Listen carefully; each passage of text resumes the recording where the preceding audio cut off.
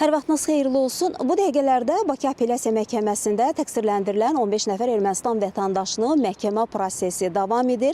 Hazırki mərhələdə təqsirləndirilən şəxslər və onların müdafiəçilərinin apellyasiya şikayətinin əsaslandırılması üzrə çıxışlarının icrasını yekunlaşdırmaq üzrədirlər. Qeyd edək ki, təqsirləndirilən şəxslər və onların müdafiəçiləri, hansı ki, təqsirləndirilən şəxslərin hər birinə 2 müdafiəçi ayrılıb dövlət hesabına, onlar çıxışlarının icrasını yerinə yetirdilər və çıxışlarında da məhkəmədən xahiş etdilər ki, 1-ci instansiya məhkəmə Bakı Hərbi Məhkəməsinin 5 fevral 2026-cı il hökmünün ləğvini və əvəzində təqsirləndirilən şəxslərin barəsində bəraət hökmünün çıxarılmasını məhkəmədən xahiş etdilər. Qeyd edək ki, təqsirləndirilən 15 nəfər Ermənistan vətəndaşı Azərbaycana və xalqımıza qarşı çoxsaylı cinayətlər törətməkdə təqsirli bilinirlər. Onlar 1-ci instansiya məhkəməsinin hökmü ilə 5 nəfəri ömürlük azadlıqdan məhrum edilir, digərləri isə 16 ildən 20 ilədək müddətə azadlıqdan məhrum etmə cəzasına məhkum olunublar. Məhkəmə prosesi bu dəqiqələrdə davam edir və biz xəbərlərin növbəti buraxılışında geniş reportajımız olacaq ki, onda tamaşaçıların diqqətinə